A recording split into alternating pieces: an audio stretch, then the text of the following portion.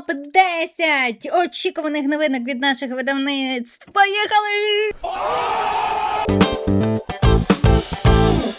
Болотяна істота, книга перша від РМ. Один з найважливіших коміксів в історії DC нарешті виходить українською. Видання міститиме початок легендарного рану Алана Мура, який у 80-х радикально переосмислив персонажа болотяної істоти, саме так, болотяної істоти, і перетворив супергеройський комікс на глибоку готичну історію про ідентичність, природу і людяність. Цікаво, що сам герой з'явився значно раніше. Болотяну істоту створив Лен Вейн і Берні Райтсон, а її перша поява відбулася в 71-му році в коміксі House of Secrets. Спочатку це була класична хорор-історія про вченого Алека Голланда, який після вибуху лабораторії перетворюється на монстра з болота. Алан Мур повністю змінив цю концепцію. Він переосмислив походження героя і перетворив історію на філософську драму, пов'язану з ідеєю The Green – мережі всього рослинного життя на землі. Саме цей підхід зробив серію культовою і сильно вплинув на розвиток сучасних коміксів для дорослої аудиторії. Орден магії, книга перша від Вовкулаків. Орден магії – один із найвідоміших коміксів сучасного фентезі від Марка Міллера. Ця історія відкриває одноіменний всесвіт, у якому група могутніх чарівників таємно захищає людство від надприродних загроз. О боже, яка несподіванка! Комікс поєднує темне міське фентезі, сімейну драму та масштабний магічний конфлікт. У центрі сюжету династія магів, які століттями контролюють баланс сил, але коли їх починає вбивати невідомий ворог, стає зрозуміло, під загрозою опинився не лише Орден, а й увесь світ. Орден магії – один з флагманських проєктів Miller World, який також планувався для екранізації Netflix. Художником серії став Олів'є Куапель, відомий за роботою над Тор та іншими коміксами Marvel. Українське видання «Орден магії», книга перша, відкриває цю популярну серію і стане хорошою точкою входу для читачів, які люблять похмуре фентезі на кшталт The Sandman або The Witcher. Точніше, пісочна людина або відьмак.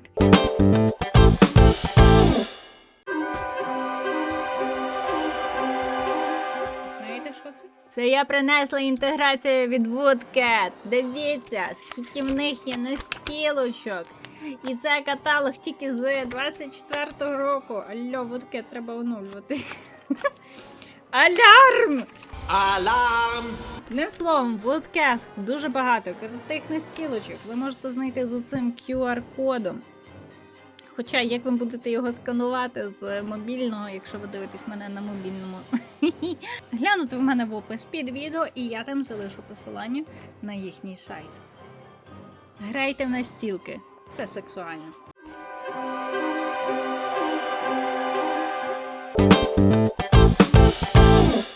Бетмен «Зламане місто». Знову ж таки від Вовкулаків. Вихід книги запланований на другий квартал 26-го року. Це одна з найвідоміших нуарних історій про темного лицаря. На неї працювали сценаристи Бріан Азарелло та художник Едуардо Ріссо.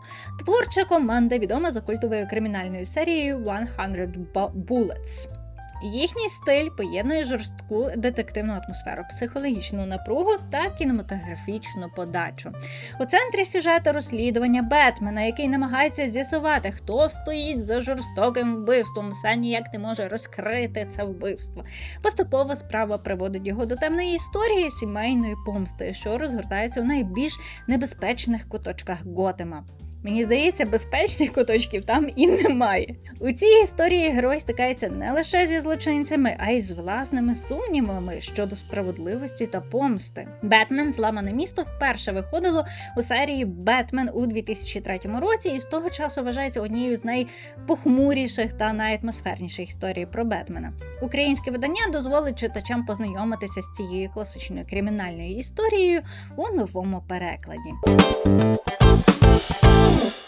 Джаган! Нашої ідеї.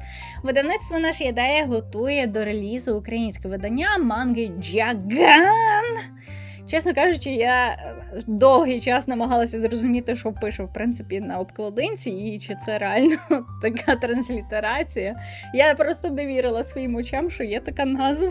Це перший том популярної сейнен серії, створеної сценаристом Мунеюкі Канешіро та художником Кенске Нішідо. Історія розповідає про молодого поліцейського Шінтаро Джагасакі, який живе звичайним і доволі нудним життям. В принципі, як і всі, бляха, японці вже задовбали вже зі своїми типовими буденними персонажами, які живуть буденне життя і раптом потрапляють в якусь сраку світу. Проте все змінюється після загадкового інциденту в метро, коли люди починають перетворюватись на жахливих монстрів. Сам Джагасакі отримує дивну силу, що дозволяє йому боротися з цими істотами, але водночас ставить під питання його власну людяність. Джаган поєднує темне фентезі, бойовик і соціальну сатиру, досліджуючи теми людських бажань, страхів та межі, за якою людина може втратити себе. Манга відома своїм жорстоким стилем, чорним гумором і несподіваними сюжетними поворотами. Ну, шебе, це ж манга. Мальописи готують українське видання коміксу Cult of the Lamp, створене за мотивами одноіменної популярної інді-гри. Ідіть, дивіться проходження цієї гри нашими українськими ютуберами, стрімерами.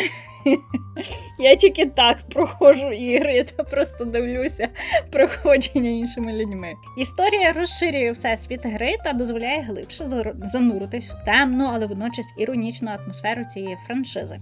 Сюжет розповідає про ягня, якого врятувала таємнича темна сутність і наділила надприродними силами.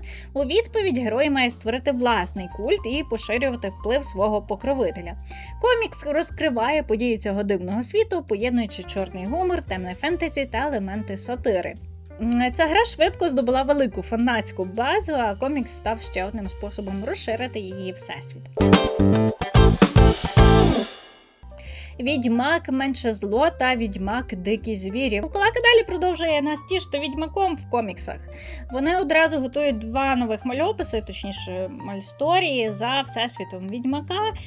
І це буде обидві історії розширювати світ, створений Анджеєм Сапковським. Ну, точніше, один розширює, другий повторює, одним словом. Ну і знову ж таки буде тема добра і меншого зла, велике зло і менше зло, одним словом. Відьмак знову буде вибирати менше зло. Все життя вибирає, ніяк не вибере. Відьмак Дикі звірі – це окрема пригода Геральта, у якій відьмак опиняється в центрі нової небезпечної історії. На його шляху з'являються дивні звірі та таємниці, що змушують героя розібратись, хто насправді є монстром. Відьмак Менше зло – мальописна адаптація однієї з найвідоміших новел Сапковського зі збірки «Останнє бажання». Саме ця історія стала однією з ключових для формування характеру Геральта і подарувала серії знаменитий моральний вибір між 2 злими варіантами, який і дав назву оповіданню. Ну, як ми знаємо, це буде нове старе бачення історії про Білосніжку. Кінець єдиного світу від 3-го кольору. Дякую вам за такий прекрасний комікс, точніше за таку прекрасну назву до коміксу. Отже, видавництво готує українське видання культового британського мальопису «Кінець єдиного світу». Я буду знову все повторювати. The End of the Freaking World. Авторства Чарльза Форсмана. Це похмура і водночас іронічна історія про 2 підлітків, Джеймса та Алісу, які тікають з дому і вирушають у хаотичну подорож. Джеймс переконаний, що він психопат і навіть планує вбивство, але їхня втеча швидко перетворюється на дивну суміш роуд-муві, чорної комедії та підліткової драми. Комікс здобув широку популярність після екранізації від Netflix, яка зробила історію міжнародним хітом. Оригінальний мальопис відомий своїм мінімалістичним стилем і темним гумором, а також відвертим поглядом на самотність, бунт і дорослішання. І до українських видань. На жаль, їх не так багато, але все ж. Від UA Comics ми очікуємо Кіборчука випуск 2 під назвою «Посвята». В ньому головний герой, Кіборг, приймає нелегкий вибір продовжувати боротьбу, відмовляючись від спортивної кар'єри під час війни. Випуск продовжує історію про зарядженого на боротьбу кібергероя. Княжа Воля, том 4, о боже мій, невже продовження наступної серії буде під назвою Родей ліс. Це український мальопис від видавництва Воля. Він доступний вже перед замовленням і в новій частині популярної пригодницької серії. Любогриз, Хитрослав, Швидкостриб та Чаруня. Прекрасні просто імена, господи. Вирушають на пошуки зниклого князя Морквослава. Господи. Я справді це читаю.